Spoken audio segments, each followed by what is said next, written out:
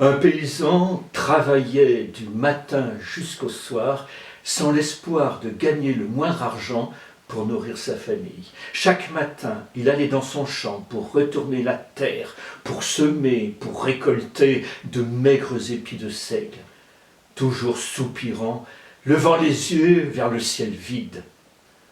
Ce matin-là, alors que, courbé, il piochait une terre ingrate, un seigneur à cheval est passé dans le coin. Il a aperçu au loin le paysan. Il l'a observé un moment, il s'en est approché, il était descendu de cheval. Le paysan s'est redressé, a salué le seigneur, et le seigneur lui a adressé la parole. « Mon pauvre homme, je vois que la vie ne te fait pas de cadeau.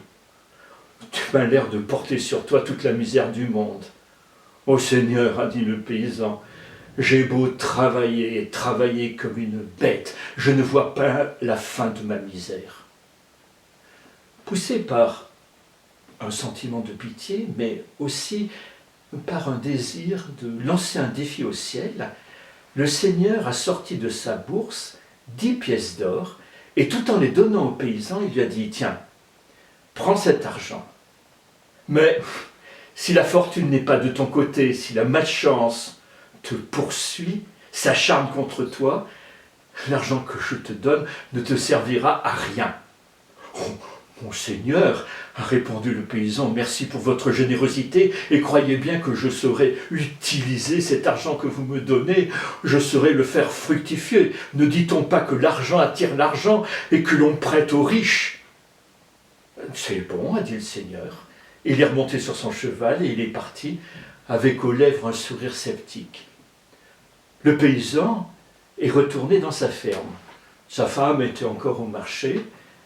Il est entré et il a pensé qu'il ne serait peut-être pas bon de parler à sa femme de cet argent. Elle serait capable de vouloir le dépenser tout de suite. Alors il s'est dit qu'il valait mieux le cacher en attendant. Il a cherché et il a trouvé sur la cheminée un petit pot rempli de fèves. Il a enlevé les fèves, il a mis dans le fond du pot les 10 pièces d'or, il a remis les fèves pour recouvrir les pièces d'or, il a fermé le pot, il l'a remis sur la cheminée et il est reparti dans son champ pour travailler, avec des rêves plein la tête et même la chanson à la bouche. Pendant ce temps, sa femme est revenue du marché avec un plant de basilic qu'elle voulait planter. Mais dans le jardin, la terre était sèche, ce n'était que de la pierraille. Et puis elle a entendu passer sur le chemin un charretier qui avait dans sa charrette du bon terreau, de l'engrais. Aussitôt, elle a demandé s'il acceptait de lui en céder un peu de terreau. Et puis elle a ajouté qu'elle n'avait pas d'argent pour le payer, n'ayant même pas l'ombre d'une lyre, mais qu'elle pouvait lui donner quelque chose en échange. Elle a cherché un peu dans la pièce, elle a vu « Oh bien, un petit pot rempli de fèves. » Oh, le charretier a voulu être généreux avec cette femme. Il a dit « Écoute, je veux bien te rendre service. Allez. » Il lui a donné de la bonne terre, du terreau et de l'engrais. Elle lui a donné le petit pot de fèves et elle l'a vu s'éloigner. Ah, c'était un bon marché. Elle a pu planter son basilic. Et le soir, quand le paysan est rentré, la première chose qu'il a vue dans la salle, c'est que le pot n'était plus sur la cheminée. Il appelait sa femme. Mais enfin, où est-ce qu'il est passé le pot de fèves?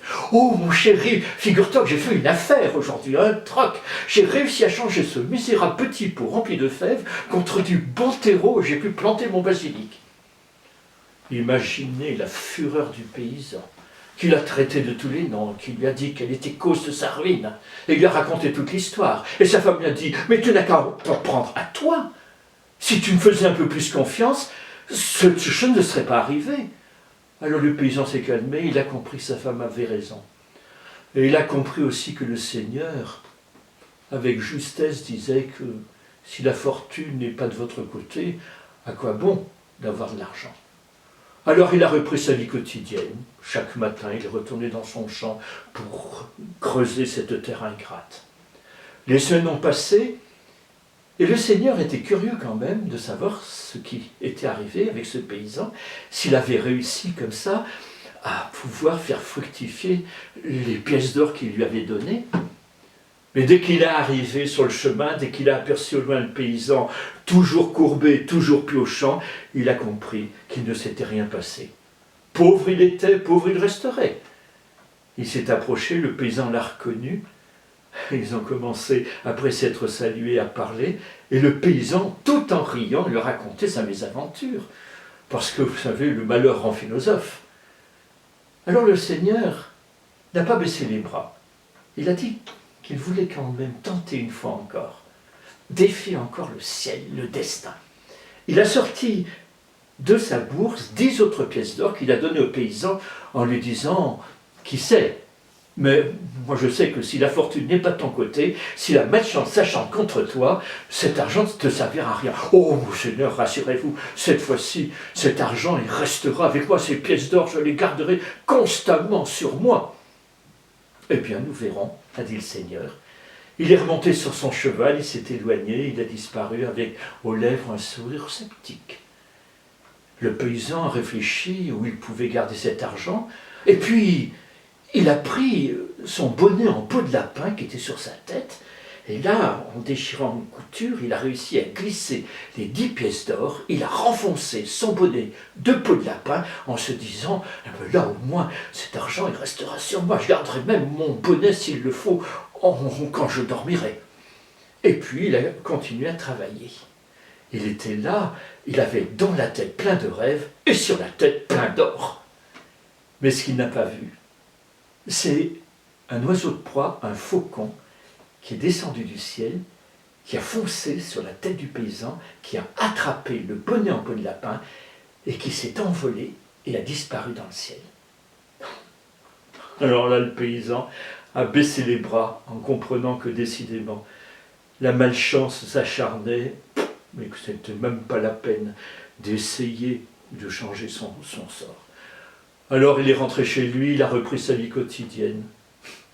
Il allait dans son champ pour retourner la terre ingrate. Le temps a passé, peut-être quelques semaines, peut-être quelques mois.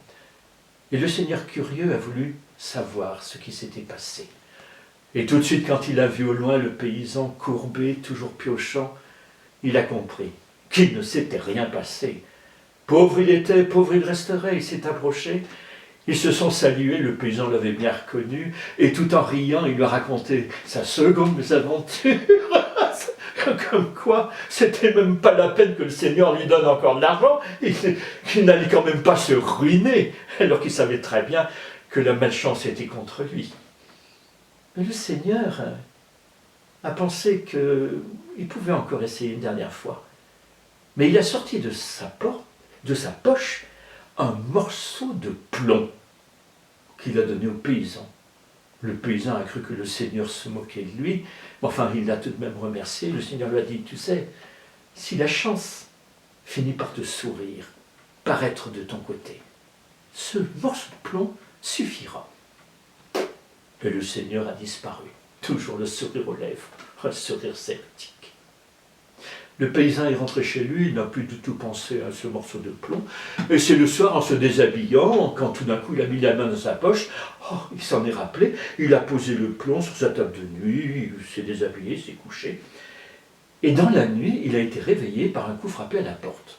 C'était le voisin qui s'excusait de venir le réveiller aussi tard, comme ça, dans la nuit, mais qu'il allait partir à la pêche, il était pêcheur, et qu'en préparant son matériel, il a vu qu'il lui manquait quelque chose de très très important, du plomb, pour lester un peu sa ligne.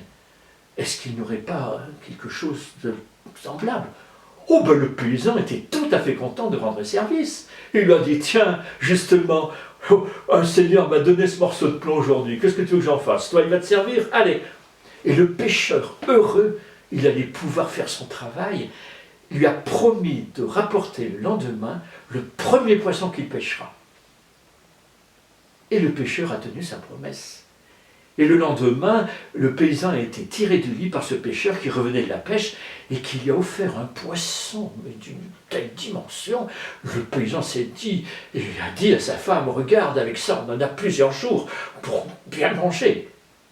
Et quand est venue l'heure de préparer le poisson, la femme est allée dans la cuisine, elle l'a écaillé, elle a pris son couteau, elle a ouvert le poisson, et du poisson ont roulé 2 joyaux qui brillaient de 1000 feux. Dès qu'il les a vus, le paysan s'est dit non, ce sont de vrais joyaux. Alors il s'est empressé le jour même d'aller à la ville chez un orfèvre pour qu'il puisse savoir la valeur de ce qu'il avait trouvé. L'orfèvre était un honnête homme. Il a dit au paysan, tu es béni du ciel, ta fortune est faite. Bien sûr, il a pris un petit pourcentage sur la vente des joyaux, mais l'argent qu'en a tiré le paysan était tellement fort qu'il s'est dit qu'il en aurait pour jusqu'à la fin de sa vie.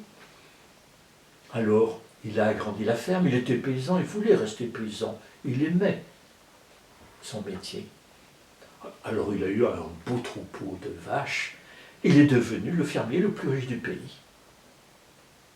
Le temps a passé, 1 an, 2 ans, 3 ans. Le Seigneur avait un peu oublié toute cette affaire, et puis un jour, ça lui est revenu en tête.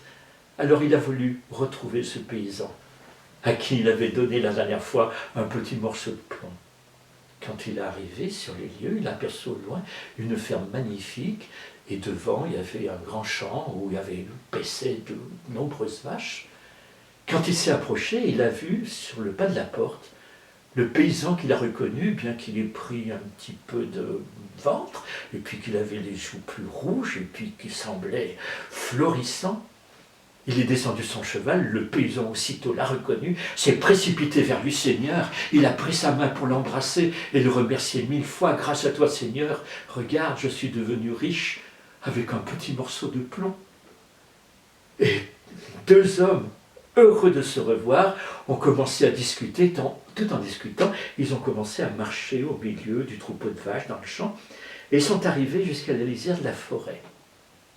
Et là, eh bien, il avait la charrue qui était passée plusieurs fois, et le paysan a vu sortir de la terre un petit pot qu'il a tout de suite reconnu.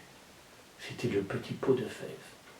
Faut vous dire que le fameux charretier qui avait fait cette affaire sans le savoir, quand est venu l'heure de manger, il s'était arrêté à la limite de la forêt, il avait sorti le petit pot de fèves, il avait enlevé les fèves, il avait trouvé les 10 pièces d'or. Mais pas question pour lui de retourner dans la ferme. Non. Il a pensé garder ce pot avec ses pièces d'or, mais il a préféré d'abord le cacher. Il a repéré un arbre, il a creusé la terre, et il a mis le pot dans la terre. Le destin a voulu que le charretier n'est jamais revenu pour récupérer son pot. Et c'est ce pot-là que le paysan venait de retrouver. Il l'a ouvert, les 10 pièces d'or étaient toujours là. Au moment où le Seigneur allait lui dire, bien tu vois, je t'avais dit qu'un petit morceau de plomb, à ce moment-là, il y a le fils du fermier qui est arrivé, il tenait une espèce de loque dans la main, et il a crié à son père, regarde papa ce que j'ai trouvé dans le nid d'un oiseau, en montant dans un arbre. Le père aussitôt s'est emparé de ce que tenait son fils, et il a reconnu son bonnet, son chapeau en peau de lapin. Vite, il a ouvert les coutures, et à l'intérieur, il y avait les 10 pièces d'or. Tu vois, dit le Seigneur, ce que je t'avais dit. Si la fortune te sourit, un petit morceau de plomb suffit. Et moi, je vous souhaite de trouver un jour ce petit morceau de plomb